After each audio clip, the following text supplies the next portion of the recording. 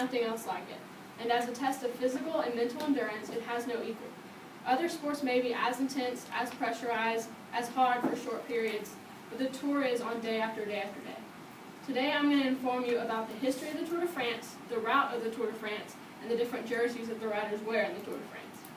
I learned about the Tour de France from watching the race year after year with my dad, and I've even had the opportunity to meet Lance Armstrong and to talk about the sport with him. According to the Encyclopedia Britannica, the Tour de France is the world's most prestigious and difficult bike race. First, I'm going to tell you about the history of the Tour de France. According to History.com, in an article by Christopher Klein, the Tour de France started on July 1st, 1903. An editor of the newspaper Le Auto came up with the idea for a 1,500-mile clockwise bike race around France to help promote the newspaper. 60 men showed up with their bikes and decided to take on the unpredictable race, hoping to win just over $20,000. The first Tour de France had only 6 stages, and each was 250 miles. The riders rode through the night, and many abandoned the race because it was too difficult. 21 of the 60 riders finished 64 hours behind the winner. Maurice Guérin won the first ever Tour de France. The second place finisher came in 3 hours behind him.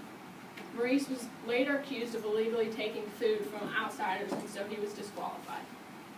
Now, let's take a look at the route of the Tour de France. Today, the Tour de France is still a race around the country of France and sometimes the surrounding countries. The 2015 Tour de France will start in the Netherlands, make its way through Belgium, and then into France. According to Latour.com, the 2015 Tour de France will be 2,077.87 miles and will have 21 stages. It will also consist of 9 flat stages, 3 hilly stages, 7 mountain stages, including 5 summit finishes, 1 individual time trial, 1 team time trial, and 2 rest days. The Tour de France always finishes in Paris at the Champs-Élysées, and they ride 40 laps around there to finish the tour. The final stage is a pretty easy coast into Paris, and the leader going into the last stage typically wins the Tour de France. Now that we know about the route of the Tour de France, let's talk about the different jerseys of the Tour de France. There are 4 jerseys of the Tour de France. The overall leader of the Tour de France wears the yellow jersey. The way you win the yellow jersey is by being ahead of the other riders of the Tour de France time-wise. The leader of the Tour de France typically changes often, but sometimes there's a tour where the leader stays the same the whole time. According to an article on Bike Radar by Sam Dancy, the rider with the lowest time at the end of the Tour de France will win the yellow jersey and $564,385. The best sprinter in the Tour de France wears the green jersey. The green jersey is obtained by a point system. There are checkpoints throughout the tour and at the end of the tour, and the first 15 riders to reach the checkpoints are awarded points. In the previously mentioned article by Dancy, the rider with the most points at the end of the tour will win the green jersey and about $31,000. The best mountain climber in the Tour de France wears the polka-dotted jersey. This jersey is also obtained by a point system. The rider who climbs the mountains the fastest will reach a checkpoint at the top of the mountains and will obtain points.